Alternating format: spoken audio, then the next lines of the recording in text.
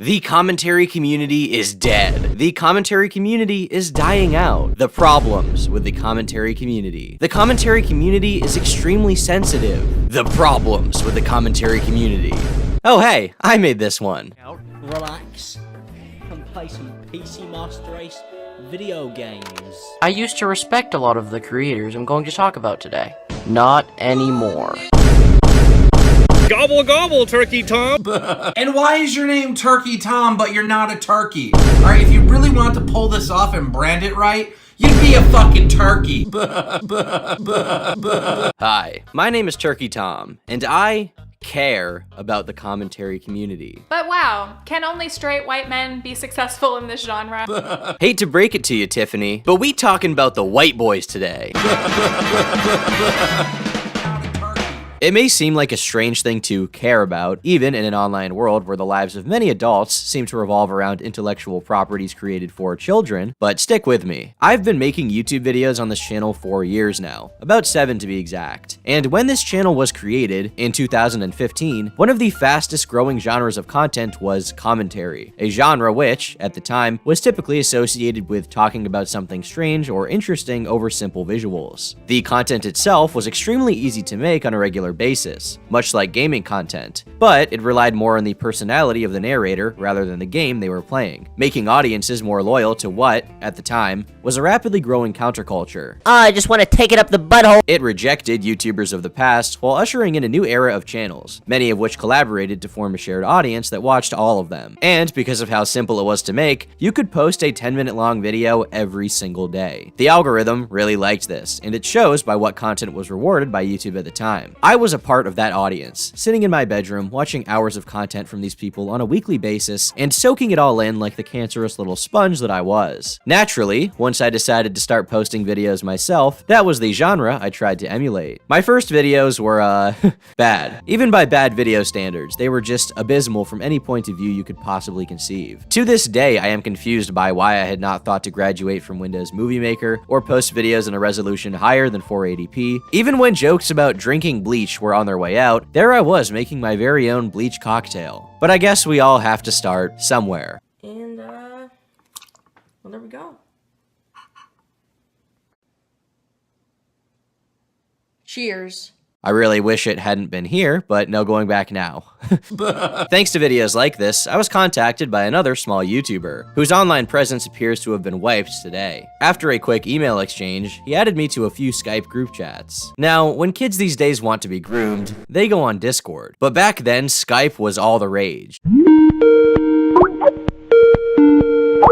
And the commentary community from top to bottom would all network through it. Imagine a bunch of 13 to 16-year-olds, each with less than 1,000 subscribers, yelling at each other over Skype every day. A great use of time, believe me, I know. Making friends, going outside, miss me with that cringe shit. I'm exposing Dr. Cum146 for talking shit about Edgy Fox 9. Wild Spartans, a creator known for his trending topic commentaries and his uneven teeth. Wild Spartans is a YouTuber with around 165,000 subscribers. Like me, he's a YouTuber who covers trending. Sometimes I want to look back on videos that I made and videos other people made from this time with a nostalgic lens, but this one in particular is just fucking bad. This is just bad. Leafy was missing in action as of 2017, with no more videos being posted and no more tweets either. Really a travesty there. But over time, as my own content changed and, dare I say, improved, the same channels I had previously watched on a regular basis began making content out of the realm of commentary. Elvis the Alien's videos changed to focus more on movies and reviewing bad pieces of media. The Bionic Pig channel similarly went through a few changes before settling on movie reviews. Zaptai, meanwhile, had left the internet for the time being. I'm Alex was still making commentary videos, but had mostly left the community behind, as he had to find a new friend group for everyone he ruined.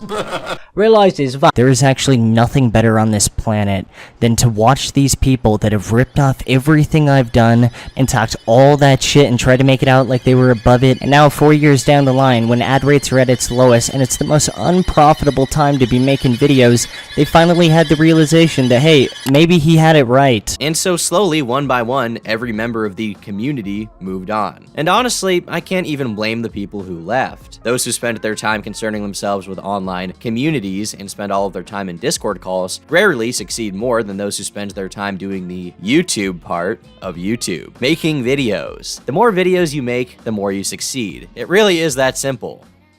In the absence of their channels, a new audience formed, with open mouths for some semblance of that same content. They wanted the drama, they wanted the toxicity, and they wanted it now. Enter Augie RFC, who began running a weekly show to discuss happenings of the community. No matter how petty or trivial, he was there to talk about it. Wait, hold on now. Rose, we have one of the people you're making a video on, Turkey Tom, who's just joined the call. Yeah, what's up, you dumb fucking bitch? Yeah. Oh my god. I see him in the chat. I see him. Boblex, meanwhile, acted as a documentarian, and I use that term very loosely, collecting tweet after tweet to give people breakdowns of each stupid internet fight. Once again, no matter how petty or trivial. Channels like Nicholas Diorio, John Swan, and perhaps myself became the next wave of channels to be the most critical of others on the site. Instead of using Facecam, we opted for a video essay format, which is another way of saying that I am extremely pretentious. Meanwhile, another wave of channels, heavily inspired by H3H3, came to fruition. The video we're checking out today is a video called My Epic Morning Routine. Populated by former Viners, these guys were funny but got rid of the edgy humor much of the old guard had used in exchange for a more sanitized and mainstream tone. They did not aim to upset people, in fact they aimed to please, something which went pretty well. Are they somehow uniquely capable in pulling off this type of humor? Oh! Ew!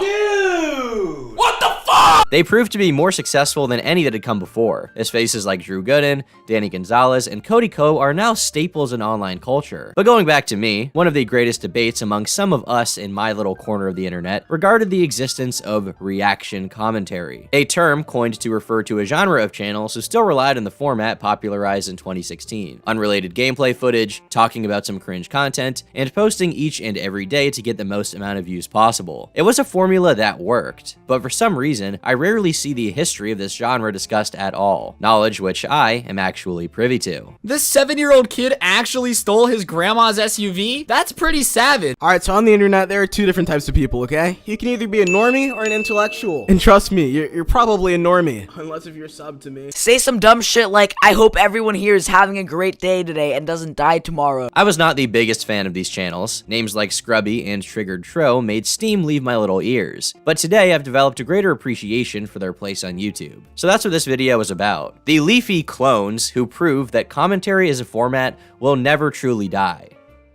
But before I go any further, this video is sponsored by me. Do you like me? Do you want to buy me? Well, now you can with the Turkey Tom plush from Makeshift. You can put him on your desk, put him in your fridge, place him on your shelf, or put him in a jar. Apparently, that's all you freaks want to do anyway. I've never done merch before, but when Makeshift reached out to me with the idea of making a plushie, I thought it was a pretty neat idea. And here they are for sale right now. 200 of them need to be bought for the campaign to be funded, and they will only be available for a few weeks. This is a limited run, and after that, there will be no more of this plush. So, if you want it, grab it now. I'll link it in the description and in the top comment. Okay, now back to the video. With Leafy gone, there was a huge gap in the market for his kind of content. He may not have been cool anymore, but there were hundreds of thousands of viewers who now had plenty of time on their hands to watch cringy kids get destroyed. In November of 2016, a channel by the name of Triggered Tro began uploading videos about some very familiar faces, including Jacob Sartorius. He received some success from videos like this, but what truly exploded his channel was the rise of another e-celebrity. In September of that year, a young girl by the name of Danielle Bergoli was invited to appear on reality TV show Dr. Phil. There, she uttered the phrase, "Catch me outside, how about that?" This single episode helped massively in bringing the show to a new generation, with clips of her and other similar characters going viral online. These videos then became memes in their own right, something Triggered Tro was quick to capitalize on. Yeah, the bedroom has a lock, the third door on the right next to the bathroom, the attic, the kitchen pantry, that one door to the right of the dryer. Fuck, dude, they just gave the whole layout of their house. By the way, how fucking high is this girl right now? My God.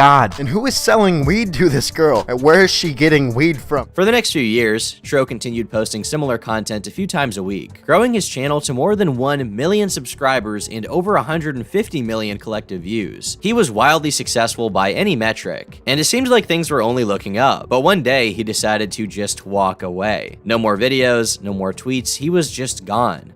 Naturally, some of his viewers became curious as to his whereabouts and began digging for answers. On question and answer site Quora, an anonymous poster claiming to be his former friend gave what seemed like a decent explanation for his disappearance. I used to work with him. I understand that there are a lot of people who want to know where he is and how he's doing. He made a lot of money off of YouTube. You need to respect him for that. He was consistently hitting videos in the fucking several millions. Of course, all of those views didn't mean anything when all of your videos get demonetized. I want to say around upwards of 95% of his videos lost ad revenue when YouTube decided they would take that fortune. You have to understand, James was never in it for the long run. He stayed for as long as he made money. He was probably more tight on money than me before he started seriously committing to YouTube. He wasn't about to make videos for free, and the donations weren't exactly making up for all that previous lost revenue. This seemed to be a reasonable explanation at the time, considering the amount of footage he used of television shows. It's possible much of Triggered Tro's catalog was claimed by copyright holders, who then took the majority of his incoming revenue. But recently, Tro came back to YouTube out of the blue with a short video addressing his departure, where he stated that the post was not from one of his friends, and his name is not even James, as the original poster claimed. So it appears they were just lying for attention, to put it bluntly. By the way, I know for a fact that none of my friends can put together something so organized as this essay thing we got going on. Is this MLA format? I hope this was a school project, bro. Regardless of his recent return, Tro was gone for 3 years. He left a huge gap in the market for other channels to monetize his audience, much like Leafy had done before. And what's more, Tro had proved to up-and-comers that there were still viewers hungry for that kind of video, making fun of cringy kids. Funnily enough, the next success story in this genre would come from an actual child.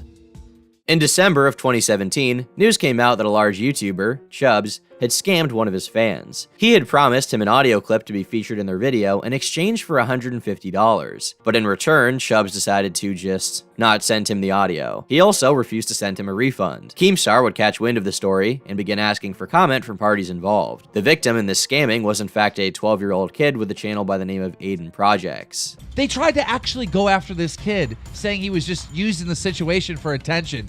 He's 12! Here is the video that the 12-year-old Aiden made last night. Roll it. I just want to say that many people want to stop me from making this video, but I am releasing it because I want to get out what I want to say. No Keemstar, no iNebber, this is all coming straight from my mouth. Before I release this video, Chubbs now wants to talk. Why didn't you talk to me weeks ago after you scammed me? Oh, that's right, because you don't give two shits about me. The only thing you give two shits about is your reputation. You and your group of friends are a bunch of manipulators doing what you do best. Manipulate.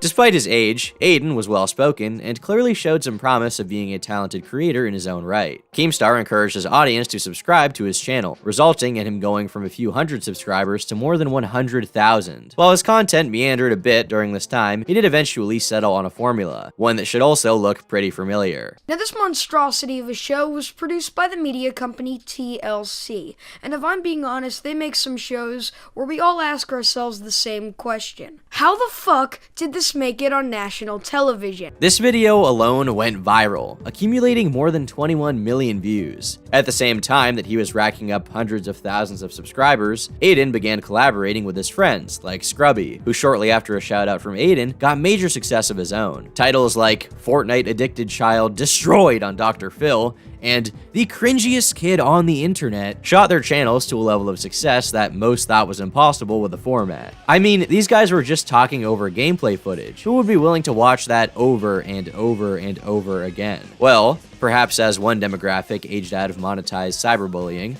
another aged in. This created a market for people like those mentioned prior, as well as Benji and Cyrus to do exactly the same. At the time they were succeeding on YouTube, really blowing up, I kind of hated them. In fact, I made a video on this very channel, where I mocked them for their poor attempts at humor and repetitive videos. Part of this was because I didn't like their videos, but part of it was probably also because they were succeeding way more than me. While I had 100,000 subscribers, they had 500,000. While I wasn't really trying to make money on YouTube and had barely even taken the time to monetize my stuff, they were the same age as me, making tens of thousands of dollars a month. But the truth about these videos, whether you like them or not, is that they are popular, and people who can do them well are very successful. Time and time again, I have seen the claim that the commentary community is dead. But somehow, every 2 years or so, a new wave of teenagers becomes extremely popular by making YouTube videos talking about cringe. Take Poncho, for example. In early 2021, he became the next big name in this content, making video after video roasting children and eccentric reality TV show stars. Alright, ladies and gentlemen, how's it going today? It's your favorite Mexican raincoat here. You see the title. Today we're taking a look at Mr. Vegan Teacher once again. This is probably the crossover of the century that we're currently witnessing. I couldn't believe my eyes when I saw this video in my recommended. To give you all an idea of just how much he blew up and how insane it was to watch, in December of 2020, he had 30,000 subscribers. In January of the next year, he hit 200,000. In March, he hit 500. Today, he has more than 1 million subscribers, all from making videos about the vegan teacher. And he was not the only one. Behind him, an entire genre, many of which are still in high school,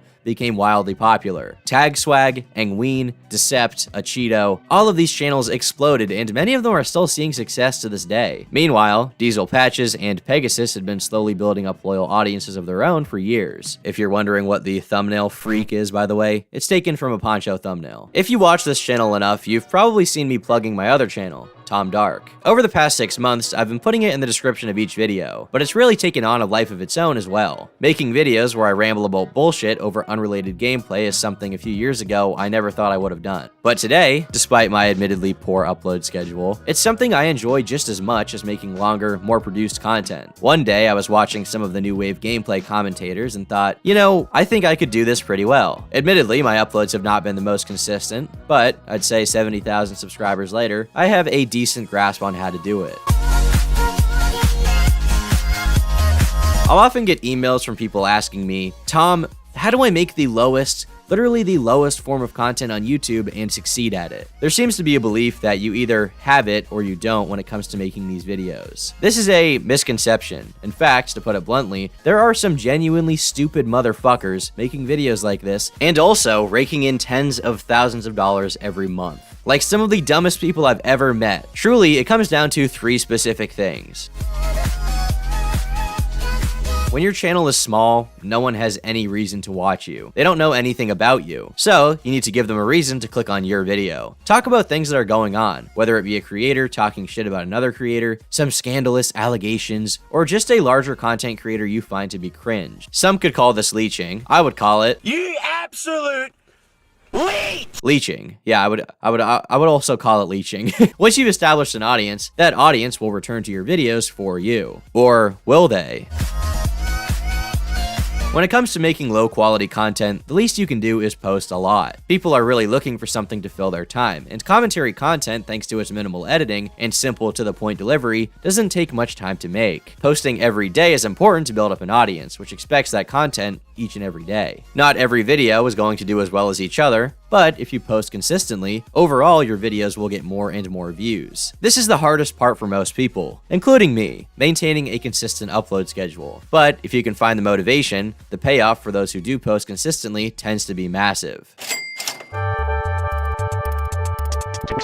One of the main issues many commentary channels will run into is that they will blow the fuck up off of talking about one thing, and then when they talk about literally anything else, less than 1/10 of their audience will watch their content. I've seen this occur time and time again, and it mostly comes down to sole reliance on topics and thumbnails. If your video about Dream ripping a massive fart in Tubbo's face gets 1 million views, then that's great, but your content needs to be good enough for those that subscribed to also watch all of the other stuff you do. Otherwise, the only time you'll get views is when you make videos about Dream's 2nd, 3rd, and 4th farts. This is one of the more difficult parts of making simple content like this, but it's something a few channels, like Critical, have managed to master. His personality is memorable, he posts often, and while he does talk about trending topics, he's also spent years talking about whatever he wants and other bullshit. He's been doing it for so long that his audience will just watch whatever he has to say, making his own model one of the best to follow for quote-unquote commentary channels. And I do use that term loosely in reference to him. But once again, it gets even more difficult. In a genre of content built off of throwing together a bunch of media and making something, I don't know, watchable, it may seem ridiculous to talk about originality. I mean, you're talking over footage of a video game you did not make, with music in the background you did not make, reacting to content you did not have any part in. But there's more to it than you may think. Whether it's your personality or a simple gimmick, give people a reason to come back to your channel. Leafy is Here had a bunch of branding and a catalog of memes that his audience attached themselves to through his hundreds of uploads. I wonder if he likes it. This is because of you, Jacob. This is all because of you. His personality became familiar to them, as did these seemingly superficial things he associated with his channel. Diesel Patches, meanwhile, had a patented brand of dry humor combined with his terminally disinterested voice, which became a meme itself to his viewers. Good morning, my N-words. This is something that can be intangible and hard to explain, but it's been done before and it will be done again. It's really something that is developed as a result of consistently posting videos and, frankly, being yourself. It may sound cringe to an irony-poisoned, doomer-pilled Sigma cell, but truly, you do have to reveal some of your personality in these videos so that people will become attached to you. The more personal you seem, the more that parasocial bond will be strengthened, and before long, you too can have a loyal audience of teenagers who like to watch you bully, children. Yeah. I smoke his ass like the 2 blunts hanging out his nose, banging out this roast. These fists will never miss. Keep dissing little kids, bitch. I'm the one who hits. The dictionary definition for commentary, yeah, I'm doing the thing everyone hates, is an expression of opinions or offering of explanations about an event or situation. Now, this is very, very broad. While when I think of commentary, the first image to come to mind might be this little freak, the only reason why I have that in my head is because he was the first one I was exposed to. But many others today have their own semi-funny white guy to talk about petty internet drama. I've seen the sentiment pop up time and time again over the last 7 years. Commentary is dead. Within the next 2 years, commentary will be no more. And the thing about tweets like this is they miss the big picture and instead focus on a very small period of time. Commentary channels come in many different forms, whether you're a former Vine star or talk about internet happenings for a completely different audience of people, which, frankly, I don't care about. In an online world that has never been more self-referential and focused on commenting on the existence of other media, commentary as a genre will never, ever truly die. Even when, aesthetically, things look like they're changing, I found that the internet has a way of not letting old habits die. I've been Turkey Tom, thanks for watching, and until next time, all of this video was bullshit and lies and meant nothing. Buy my plushie. Leave me alone. I've heard it 1,000 times.